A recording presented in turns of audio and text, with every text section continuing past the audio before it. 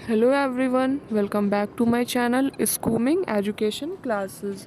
और आज का टॉपिक है हैबिट फॉर्मेशन, यानी कि आदत निर्माण। आपने हमेशा सुना होगा ये वर्ड जो है, आपने कई बार सुना होगा आदत निर्माण, आदत निर्माण। बट ये आदत निर्माण होता क्या है? बहुत ही छोटा सा शॉर्ट सा टॉपिक है, क्योंकि इतना ही इम्पॉर्टेंट है। ठीक है, इसके अलावा इसमें कुछ भी ज़्यादा नहीं आता है। और वो भी जो बच्चे बीएड का एग्ज़ाम दे रहे हैं, सिर्फ उनको पढ़ना है। और अदरवाइज़ आप जनरल के लिए भी जानकारी के लिए पढ़ सकते हैं, या फिर अगर आपको आदत निर्माण से संबंधित कोई अगर आपको रिसर्च करनी है एमएड में, तो भी आप इस टॉपिक को देख सकते हैं।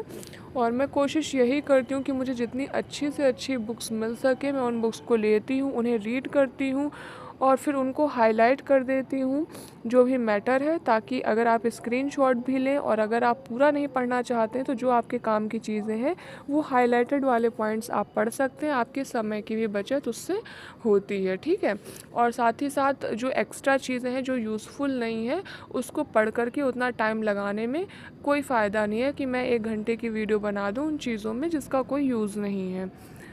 तो आदत निर्माण के बारे में जानते हैं क्या होता है ये।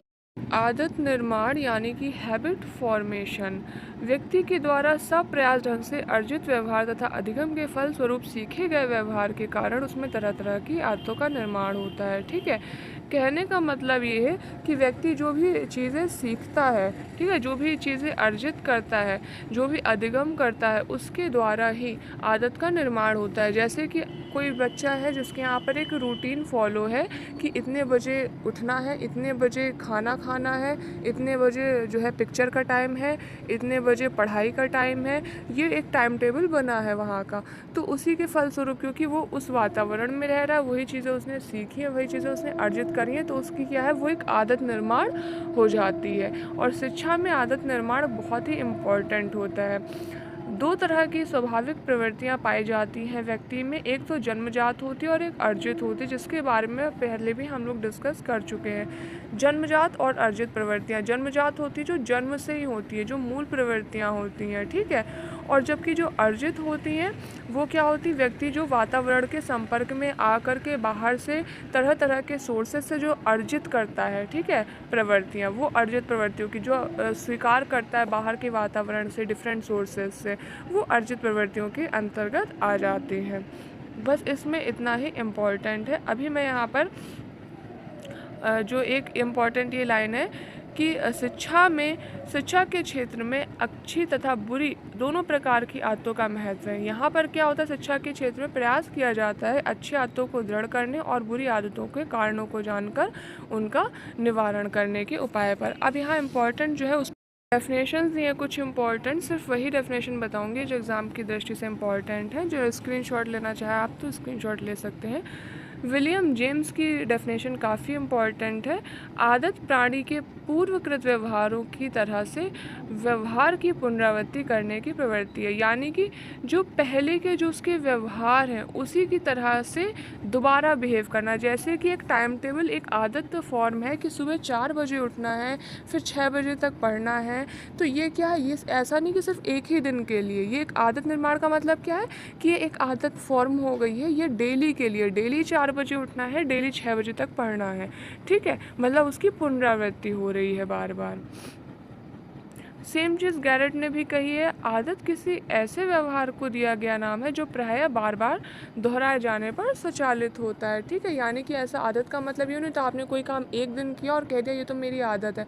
आदत का मतलब क्या होता है, हम नॉर्मली कहते हैं नहीं मेरी आदत है ऐसे बैठने की, मेरी आदत है ऐसे लेटने की, यानी कि हम वो चीज़ बार बार करते हैं, उसी चीज़ को हम आदत कहते हैं। ज़िंदगी में कोई चीज़ एक बार करी तो वो आदत नहीं है कि मेरी आदत है ऐसे बैठने की, जबकि मैं सिर्फ पहली बार बैठी हूँ जीवन में ऐसे। तो ऐसा नहीं, किसी का अगर कोई एक पोस्चर है बैठने का या खड़े होने का, तो वो कहता नहीं कि मेरा ऐसी आदत है, मैं ऐसे पैर जो है क्रॉस करके बैठने की मेरी आदत है। इसका कहने का मतलब है कि मोस्टली वो व्यक्ति क्या है, पैर क्रॉस करके बैठता है। ठीक है, यानी बार बार उसको इस तरीके से बैठने की आदत है। फिर है आदत निर्माण। तो आदत निर्माण के अंतर्गत आदतों के 2 भाग होते हैं। ठीक है, 2 भागों में बांटा जा सकता है। कह सकते हैं एक अच्छी आदत हो गई और बुरी आदतें हो गई। अच्छी आदतों का निर्माण करना तथा बुरी आदतों को दूर करना, ये शिक्षा मनोविज्ञान का एक महत्वपूर्ण क्या है, कार्य है। ठीक है, जाहिर सी बात है। विलियम जेम्स ने आदत निर्माण के कुछ प्रमुख नियम बताए हैं जिससे क्या है, एक अच्छी आदतों का निर्माण हो सकता है। तो सबसे पहले क्या है, संकल्प की दृढ़ता यानी कि फर्मनेस ऑफ डिटर्मिनेशन। व्यक्ति जिस कार्य को करने की अथा आदत बनाना चाहता है, ठीक है, उसे उस कार्य को करने का संकल्प ले लेना चाहिए। ठीक है, यानी कि अगर किसी व्यक्ति में आपको सपोज़ करो, आपको किसी व्यक्ति को एक रूटीन बताना है कि सुबह 4 बजे से 6 बजे तक उठ के पढ़ो, तो माइंड उस वक्त फ्रेश होता है और जो आप पढ़ रहे होते हैं वो ज़्यादा अच्छे से और जल्दी याद होता है। तो आपको किसी के अंदर ये जो है, अगर आप उसकी उपयोगिता और महत्व बता देते हैं कि सुबह 4 से 6 बजे तक आप अगर पढ़ते हो तो ज़्यादा अच्छे से याद होता है, और वो व्यक्ति दृढ़ हो जाए, संकल्प ले ले उसने कि अब तो 4 से 6 सुबह पढ़ा करेंगे, तो क्या होगा, संकल्प की दृढ़ता के कारण वो धीरे धीरे फिर क्या है, व्यक्ति की आदत में आ जाएगा। क्रियाशीलता यानी कि एक्टिवनेस भी होती है। दृढ़ संकल्प के बाद क्या होता है, व्यक्ति उस कार्य के प्रति क्रियाशील होना चाहिए। ऐसा नहीं हमने संकल्प तो ले लिया कि हम सुबह 4 से 6 बजे तक पढ़ेंगे, पता चले सो रहे हैं, हम सोचे चलो कल से पढ़ेंगे, फिर कल सोच रहे हैं कि अब फिर कल से पढ़ेंगे, मतलब कल तो कभी आता ही नहीं है। तो ऐसा नहीं होना चाहिए, क्रियाशीलता भी होना चाहिए। और सोचने के बाद हमने डिसाइड कर लिया कि हमें पढ़ना है, तो यथाशीघ्र जितनी जल्दी हो सके हमें उस कार्य को स्टार्ट कर देना चाहिए। सुबह 4 बजे से सोचा है हमने पढ़ने का, तो हमें उसको जितना जल्दी हो सके उसको स्टार्ट कर देना चाहिए, 4 बजे से पढ़ना शुरू कर देना चाहिए। ये नहीं कि कल से करेंगे फिर कल से करेंगे, ऐसे कल नहीं करना चाहिए। संलग्नता यानी कि परसिस्टेंस।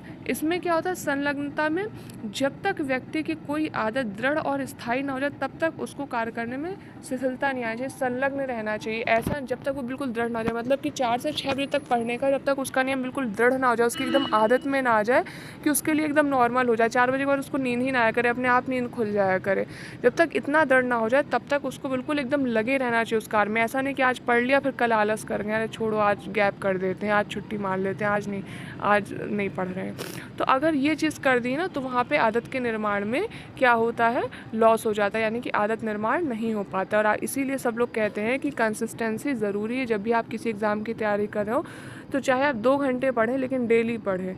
ऐसा नहीं करना कि आज इकट्ठे 8 घंटे पढ़ लिया, फिर कल गैप मार दिया, फिर परसों 2 घंटे पढ़ लिया, फिर 2 दिन गैप कर दिया। ये चीज़ें नहीं होनी चाहिए। फिर है अभ्यास यानी कि एक्सरसाइज, यानी कि अगर उसका अभ्यास करते रहेंगे, बार बार वो चीज़ें करते रहेंगे, तो जाहिर सी बात है वो आदत क्या हो जाएगी, स्थायी हो जाएगी। तो आदत निर्माण में इतना ही इम्पॉर्टेंट है, इसमें से कुछ खास क्वेश्चंस पूछे नहीं जाते और ना ही कुछ इम्पॉर्टेंट है, इसलिए मैं इसको बहुत ज़्यादा लंबा चौड़ा नहीं बताऊँगी।